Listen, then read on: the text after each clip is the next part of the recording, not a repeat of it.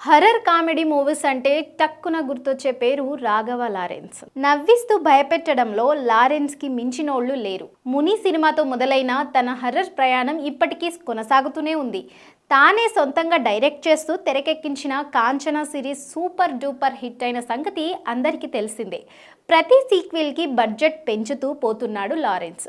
2011లో 7 కోట్లతో నిర్మించిన కాంచనా మంచి లాభాలు తెచ్చి సూపర్ హిట్గా నిలిచింది.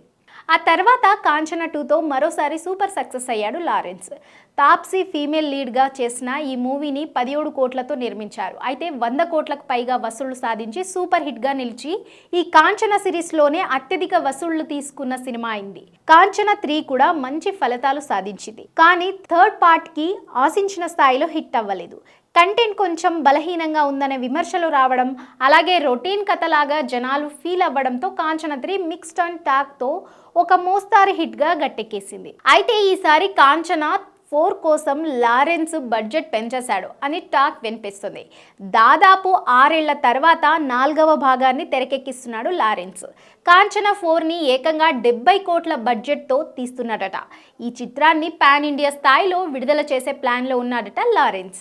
ఈసారి సరికొత్త కంటెంట్తో గతంలోని 3 భాగాలకు మించి ఈ సీక్వెల్ ఉండేలా అన్ని సన్నాహాలు చేసుకుంటున్నాడు. ఈ చిత్రంలో బధిర యువతిగా పూజా హెగ్డే, మరో ముఖ్యమైన పాత్రలో నోరా ఫతేహి ఎంపికైనట్లు కూడా తెలుస్తోంది.